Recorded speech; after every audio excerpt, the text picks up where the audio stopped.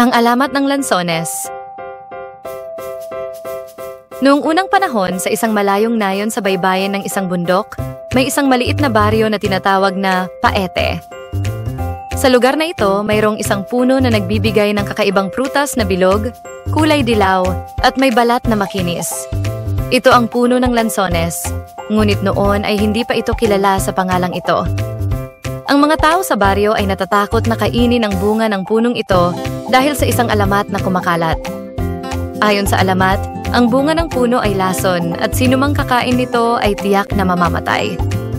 Dahil dito, walang sinuman ang nangahas na kumain ng prutas ng lansones. Tanging ang mga ibon lamang ang tila walang takot na dumapo sa puno at kumain ng bunga nito. Isang araw, may isang matandang babaeng palaboy na dumating sa baryo. Siya ay gutom at pagod sa paglalakbay, kaya't naghanap siya ng makakain. Napansin niya ang puno ng lansones na hitik sa bunga. Dahil sa labis na gutom, hindi na siya nagdalawang isip at pumitas ng ilan sa mga bunga. Habang siya ay kumakain, napansin siya ng mga taga-baryo. Agad naman nilang nilapitan ang matanda at binalaan ito na laso ng kanyang kinakain.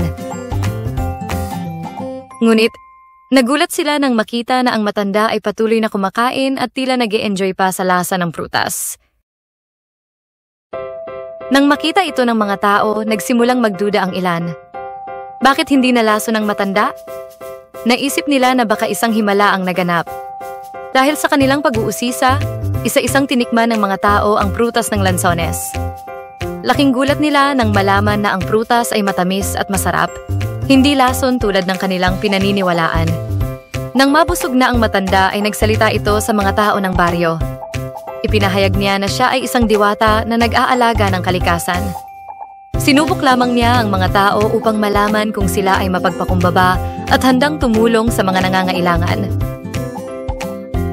Bilang gantimpala sa kabutihan ng puso ng mga taga-baryo, binasbasan ng diwata ang puno ng lansones.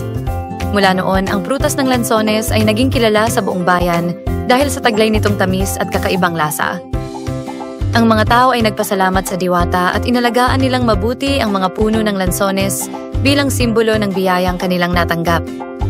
At simula noon, ang lansones ay naging isa sa mga pinakapaboritong prutas sa Pilipinas. Ang alamat ng lansones ay nagsilbing paalala na hindi dapat agad humusga sa mga bagay-bagay. At sa halip, kailangan muna itong alamin at subukin.